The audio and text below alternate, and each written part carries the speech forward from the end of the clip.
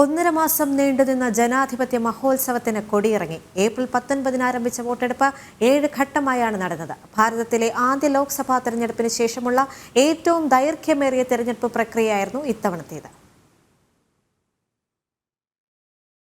ലോക്സഭാ തെരഞ്ഞെടുപ്പിന്റെ അവസാന ഘട്ടത്തിൽ 59.45% പോളിംഗ് രേഖപ്പെടുത്തി.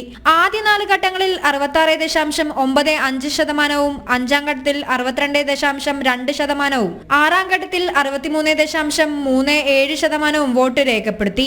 ഏപ്രിൽ 19 ആദ്യഘട്ട വോട്ടെടുപ്പ് നടന്നത്. 21 സംസ്ഥാനങ്ങളിലായി 102 മണ്ഡലങ്ങൾ വിധിയെഴുതി. ഏപ്രിൽ 26 നടന്ന രണ്ടാം ഘട്ട വോട്ടെടുപ്പിൽ കേരളം ഉൾപ്പെടെയുള്ള 13 സംസ്ഥാനങ്ങളിലെ 89 മണ്ഡലങ്ങൾ വോട്ട് രേഖപ്പെടുത്തി.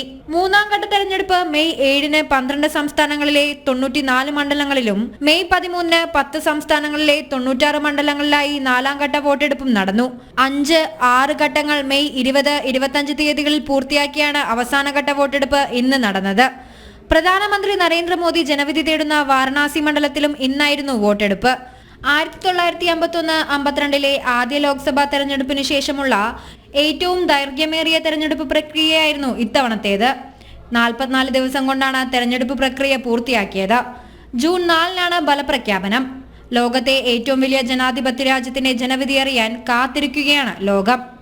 നാഷണൽ ഡെസ്ക്, ജനം.